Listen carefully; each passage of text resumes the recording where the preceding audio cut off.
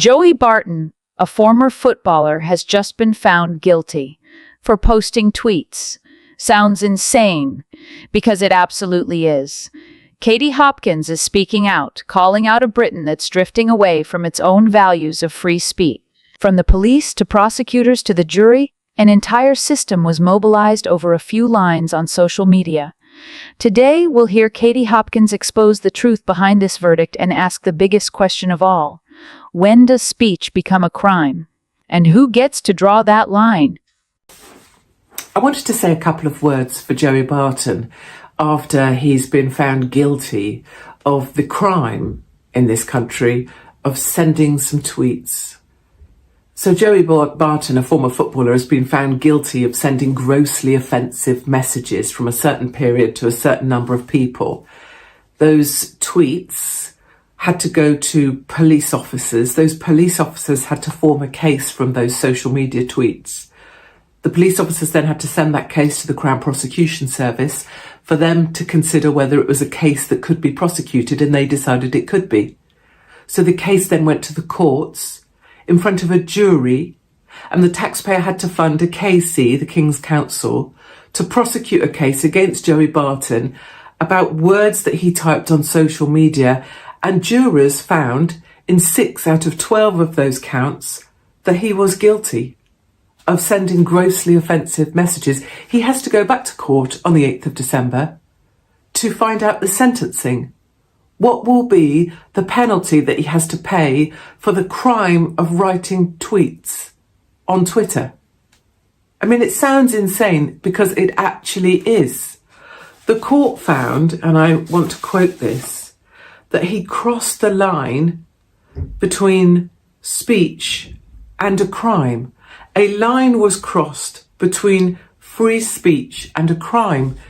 But of course, you can't draw that line because this isn't metrics. This doesn't have any metrics to back it up. There is no system, no points-based analytics where you draw the line. There is no measurement of the line. The line is anywhere that someone feels. The line is nebulous. What is offensive versus grossly offensive, and who decides? When I say stuff that's offensive to some people, other people find it funny. Maybe you find it funny, maybe you find it hilarious. Someone over there finds it offensive, someone over there finds it grossly offensive. How can he possibly have crossed a line when you can't draw the line? And if you tried to articulate the line, you couldn't. You'd be writing for days and days. It's always the way with things that are irrational. You cannot rationalise the irrational. Same with COVID rules that made no sense. You cannot rationalise them, and you end up writing pages and pages to try and explain them because you can't explain them because they didn't make sense in the first place. How can you possibly cross a line into crime when all you did was write a tweet? The second thing that's really important to me, and it's a big one that I've felt for all the decades that I had lawfare against me, is people will take pleasure in it. It's a really bizarre thing to witness.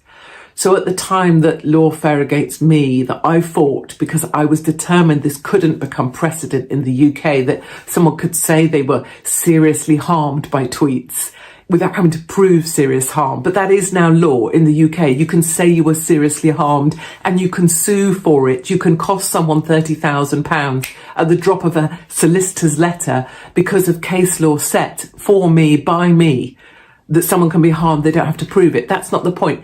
People laughed as I lost my house fighting that case because I believe that should not be precedent in this country. But they laughed because they hated me. So because I was the biggest bitch in Britain, because people believed I was a monster, because people hated me or they thought they hated my views or the way I'd been portrayed or things I'd actually said, they would laugh. So, it couldn't have happened to a nicer person. I remember very noble individuals sitting in the House of Lords enjoying my fall because they enjoyed the fact that it happened to me because they hated me or they hated my opinions. And that's happening to Joey now. He's a nasty guy, can't stand the prick.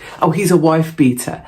And it's so bizarre that people, if they feel like they dislike someone who they don't actually know, are then prepared to go, oh, it's great that he's been found guilty of words on a social media platform. Now he's going to be sentenced potentially to prison time. Oh, that's great because I think he's a bit of a prick.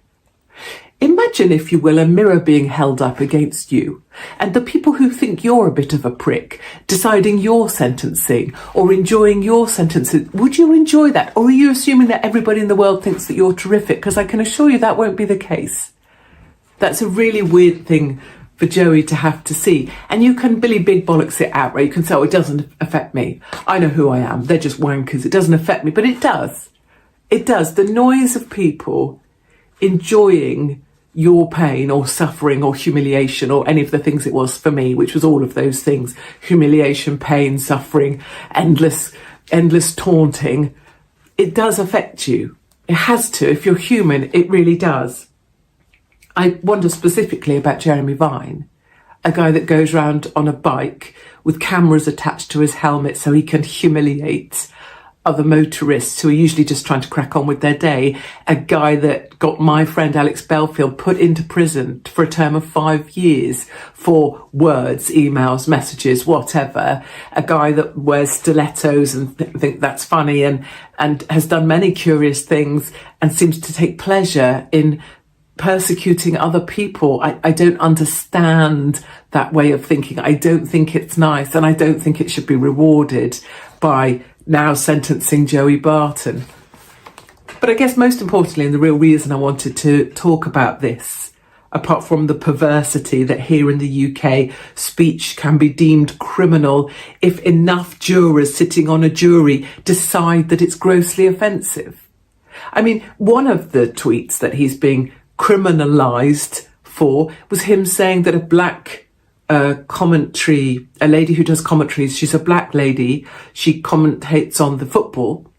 He said she was only there to tick boxes. A jury said that that was grossly offensive and is criminal. That she's there to tick boxes. That's seen as criminal speech in the UK. What was that jury thinking? I mean, did they come in, did they decide they should make that one? You know, that should be guilty because then we look like better people. Is that it? Do you look like a better person if you say that, oh yes, that's definitely grossly offensive? Because I feel like that's what went on here. But most importantly to Joey, aside from people indulging in your suffering, which is a perverse human trait, and the only thing I can take away from that is that idea that I would really not want to live my life like that. That's the only way I was able to cope with the volume of people indulging in my suffering or losing my home or losing everything or going to IVA to forcibly nearly bankrupt myself to stop this chain of people coming to say that I had seriously harmed them with my speech. The only way I could stop that was by clearing myself of everything, clearing house of everything, no bank account, no home, no nothing. And the only thing I'd say about that is people that really enjoy that, enjoy your suffering, the only thing you can think is, imagine that being their life. Imagine how small and protected their lives are, that they can enjoy someone else's pain as the thing that gets them through. The thing that makes them feel better about their life is watching someone else suffer. I'm just glad that isn't where I get my joy from. And I also know that sort of person lives in fear of anything bad happening to them, which is why they keep their heads down, so they keep their public sector wage, they keep their pension. They have to spend their lives being small in order they can keep what matters to them, which is the most stupid of things, like a friggin' parking permit. But they indulge in your suffering because you lived your life big. And somewhere on the line, that does make sense, and it makes you understand that you're sitting in the right place. The other thing, and this is the most important thing, and it applies to lots of people out there, which is when something like this happens that's horrible in your life, or you have something coming up that's terrible, my super advice, and it's worked every time for me, is to walk towards it. So if there is pain ahead, walk faster towards it and then gobble it up. If there's a horrible thing coming, walk towards it with the sense of go on then, go on. If it's like someone's about to punch you, walk towards that. If it's everybody clamouring for your guts in a weird puritanical pack because they're salivating over the fact you're going to be in court to be charged for the crime of words. Walk towards that. Because the truth of it is, it's insanity that you're going to court to be given a sentence for words. It's insanity that a jury found you guilty of anything for words. It's insanity that it is possible to say that there is a line between speech and a crime when it relates to you calling someone a bite nonce or making a perfectly decent point about someone else. It's insanity. And you can't rationalise that. All you can do is walk towards it, gobble it up, know that you're dealing with utterly irrational behaviour on all sides. Know that people who claim to be your friend very often aren't. They just want filling up with how terrible it is for you. Don't fill them up. You know, many people, friends, they just want to be filled up like a fuel tank on a car. They want to hear how terrible it is for you. Don't fill those people up with your private suffering. Don't give them more gossip to go and spread. And finally, it's a commitment to yourself internally. I'll walk towards this pain. I'm going to take this. And when I'm ready, doesn't matter what that time period is, I'm going to get back up again. So whether that's having your skull sawn off, whether it's being fired from every job, whether it's losing your home or losing your family or being declared more or less bankrupt or seeing articles, people enjoying your suffering, the fall of Katie Hopkins, whatever it is, to Joey, I would say, remember that in time, in your own time, you will get back up. And those very little people, frightened of losing what tiny things they have in their life, will still be there, waiting for the next person to come along, whose pain that they can go on and enjoy. And I'm certain that ours is the side to be on, and I'm certain that if you wait long enough by the river, bodies of your enemies come floating by. And I've had the pleasure of watching Phil Schofield, all of the Moose Women, Holly Willoughby, so many heads of BBC, head of BBC News, Director General of the BBC. I'm having quite a lot of fun waiting by the river, Joey. So if you want to come join me here on the riverbank, we'll just wait for the next body to come floating by. Katie Hopkins uses Joey Barton's trial as a test of free speech in Britain, exposing how a supposedly democratic nation can criminalize words. She describes the absurd process of police, prosecutors, and courts all being mobilized over a few tweets, then asks, how can someone cross the line between speech and crime when that line doesn't actually exist? Hopkins connects Barton's case to her own bitter experiences, being sued, losing her home, and mocked by the public, to highlight a deeper social illness, the perverse joy people take in seeing others suffer.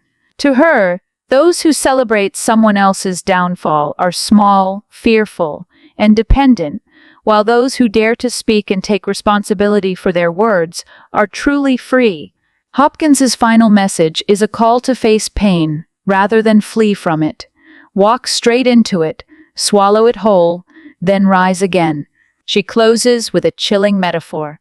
Sit by the river and wait for the bodies of your enemies to float by, a declaration of strength, patience, and unshakable faith that justice, sooner or later, will return.